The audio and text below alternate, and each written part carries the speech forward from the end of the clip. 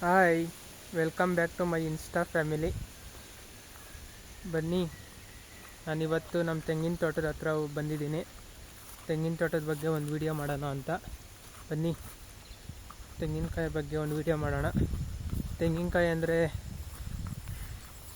ಇದು ದೇವ್ರಿಗೆ ಪೂಜೆ ಮಾಡೋದ್ರಿಂದ ಹಿಡ್ದು ಅಡುಗೆ ಮಾಡೋ ತನಕ ಎಲ್ಲದಕ್ಕೂ ತೆಂಗಿನಕಾಯಿ ಅವಶ್ಯಕತೆ ಇದೆ. ಮತ್ತು ಎಳ್ನೀರಿಂದ ಹಲವಾರು ಬೆನಿಫಿಟ್ ಇದೆ.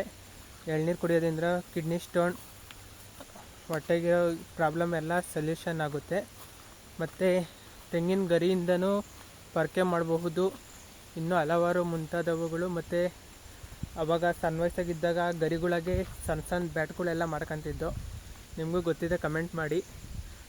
ಆಮೇಲೆ ಹಂಗೇ ನೋಡಿ, ಇದಕ್ಕೆ ನೀರಿನ ಅವಶ್ಯಕತೆಯೂ ಬೇಕು. ಒಟ್ನಾಗ ವಾರಕ್ಕೆ 2 ಸತಿ ನೀರು ಬಿಡಲೇಬೇಕು. ಒಳಗಡೆ ತೇವಾಂಶ ಇರಬೇಕು. ಮತ್ತು ನೋಡಿ, ತೇವಾಂಶ ಇದ್ದರೆ ಮರದಾಗ ಫುಲ್ಲು ಕಾಯಿಗಳೆಲ್ಲ ಬಿಡುತ್ತೆ. ನೋಡಿ, ಫುಲ್ಲೆಲ್ಲ ನೀರು ಕೆಳಗಡೆ ಎಷ್ಟು ಜಾಸ್ತಿನೂ ಬಿಡೋಕೆ ಹೋಗ್ಬಾರ್ದು, ಅದಕ್ಕೆ ಅವಶ್ಯಕತೆ ತಕ್ಕಂತೆ ಅಷ್ಟೇ. ಅದು ಎಷ್ಟು ಬೇಕೋ ಅಷ್ಟು ತಗೊಂಡು ಹಾಗೆ ಈ ರಂಧ್ರಗಳ ಮುಖಾಂತರ ಮೇಲ್ಗಡೆಗೆ ಹೋಗಿ ಅಲ್ಲೆಲ್ಲ ಫುಲ್ಲು ರಿಫ್ರೆಶ್ ಮಾಡುತ್ತೆ. ಫುಲ್ಲು ಆ ಕಡೆ ತೆಂಗಿನ ಮರ,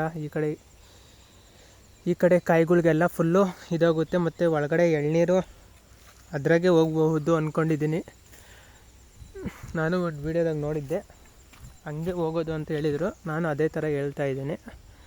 ನೋಡಿ, ಹಂಗೆ ಹೋಗಬಹುದು ಅಂದ್ಕೊಂಡಿದ್ದೀನಿ. ಅದು ನಿಜಾನ ಸುಳ್ಳೋ ಗೊತ್ತಿಲ್ಲ, ನಿಮ್ಗೆ ಅನ್ಸಿದ್ದು ಕಮೆಂಟ್ ಮಾಡಿ. ನನಗೆ ಅನ್ಸಿದ್ದು ಹೇಳ್ತಾಯಿದ್ದೀನಿ ಫ್ರೆಂಡ್ಸ್. ನೋಡಿ, ಇದಿದೆ, ಇನ್ನೊಂದು ಕೈಗೆ ಎಟ್ಕಿಸುತ್ತೆ. ಒಂದು ಎಳ್ನೀರು ಒಂದು ಕಿತ್ಕೊಳ್ಳೋಣ. ನೋಡಿ,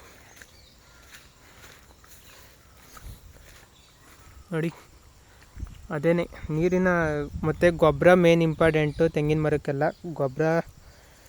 ಗೊಬ್ಬರನೂ ಚೆನ್ನಾಗಿ ಹಾಕಬೇಕು. ಗೊಬ್ಬರ ಚೆನ್ನಾಗಿ ಹಾಕಿದ್ರೆ ಕಾಯಿಗಳೆಲ್ಲ ಚೆನ್ನಾಗಿ ಬರುತ್ತೆ.